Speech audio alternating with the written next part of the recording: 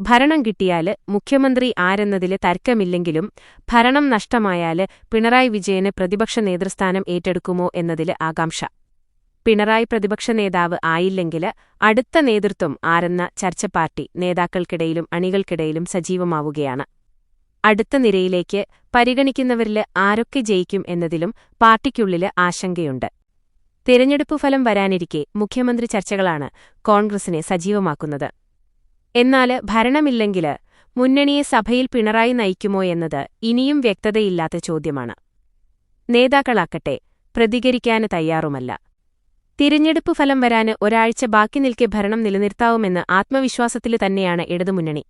പിണറായി വിജയന് നയിച്ച തെരഞ്ഞെടുപ്പില് തുടർഭരണമുണ്ടാല് മുഖ്യമന്ത്രി പിണറായി അല്ലാതെ മറ്റാരുമല്ല. മറിച്ചാണ് ഫലമെങ്കില് പിണറായി മുന്നണി നയിക്കാന് പ്രതിപക്ഷത്തിരിക്കുമോ എന്നുള്ള ആശങ്ക സിപിഎം നേതാക്കൾക്കും അണികൾക്കുമുണ്ട്.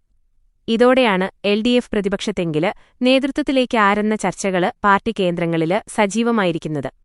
പാർട്ടി സെക്രട്ടറിയായും മുഖ്യമന്ത്രിയായും പാർട്ടിയെയും മുന്നണിയെയും കെട്ടുറപ്പോടെ നയിച്ചത് പിണറായിയാണ്. പിണറായിയുടെ പിൻഗാമിയായി പാർട്ടി സെക്രട്ടറിയായ കോടിയേരിയുടെ വിയോഗമാണ് അടുത്ത നേതൃത്വം ആരെന്ന ചിന്തയിലേക്കെത്തിക്കുന്നത്.